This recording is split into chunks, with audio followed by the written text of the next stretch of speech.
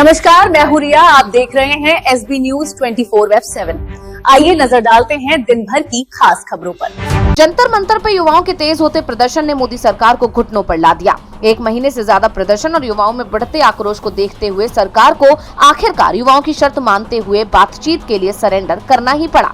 केंद्रीय मंत्री जेपी नड्डा और डॉक्टर जितेंद्र सिंह की कॉकरोच जनता पार्टी के प्रवक्ता सौरभ दास और आशुतोष रांका के साथ कॉन्स्टिट्यूशन क्लब में बैठक हुई। सरकार ने पहले सीजेपी को नड्डा के घर या दफ्तर बुलाया था, लेकिन जब सीजेपी ने उनकी मांग नहीं मानी तो जंतर मंतर के पास न्यूट्रल जगह पर ये दोनों पक्षों की बैठक हुई। सीजेपी ने बताया कि 2 घंटे तक बैठक चली, जिसमें उन्होंने अपनी 3 मांगे स्पष्ट तौर पर रखी हैं। आशुतोष रांका ने कहा कि हमने सरकार को 3 मांगे बताई हैं। सीजेपी की प्रमुख डिमांड छात्रों पर एक्शन के लिए सरकार माफी मांगे, शिक्षा मंत्री धर्मेंद्र प्रधान का तुरंत इस्तीफा हो, पीड़ित परिवारों के लिए 1-1 करोड़ रुपए का मुआवजा दिया जाए।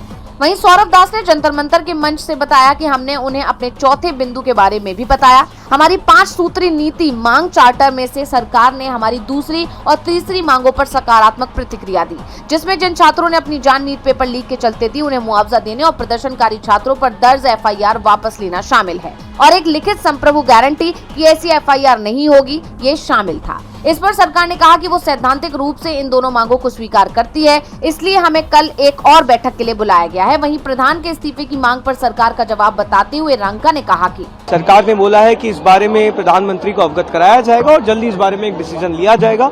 कल दोपहर में सरकार ने फिर से एक और मुलाकात की बात की है और हमने बताया है कि हमें जल्द ही अब एक ठोस निर्णय इस मुद्दे पर चाहिए, वरना हम एक और नेशनल कॉल देने को मजबूर होंगे। इसके अलावा अभिजीत दीपके का भी बयान आया। उन्होंने कहा अगर प्रधान का नहीं तो फिर प्रधानमंत्री का इस्तीफा चाहिए। इस बीच सरकार ने कैबिनेट बैठक में पेपर लीक संशोधन प्रस्ताव को मंजूरी भी देती है, जिसमें पेपर लीक के मामलों में 10 साल की सजा और 10 करोड़ रुपए के जुर्माने का प्रावधान है। इस बिल को 27 जुलाई को संसद में पेश किया जा सकता है। जिस तरह सरकार अब एक के बाद एक युवाओं की डिमांड मानने को मजबूर नजर आ रही है, उससे साफ है कि वो कितने दबाव में है। यही वजह है कि उसकी तरफ से प्रदर्शन को और बढ़ने से रोकने की कोशिश भी की जा रही है। जंतर मंतर पर पहुंचने वाली भीड़ को रोकने के लिए अब नई दिल्ली मेट्रो स्टेशन भी बंद कर दिया गया है, यानी डीएमआरसी ने कुल 18 स्टेशन बंद कर दिए हैं। वहीं सरकार की तरफ से सोनम वांगचुक का अनशन खत्म करवाने के लिए भी एड़ी चोटी का जोर लगा दिया गया और आखिरकार 27वें दिन सरकार के लिखित आश्वासन के बाद वांगचुक ने अपना अनशन खत्म कर दिया।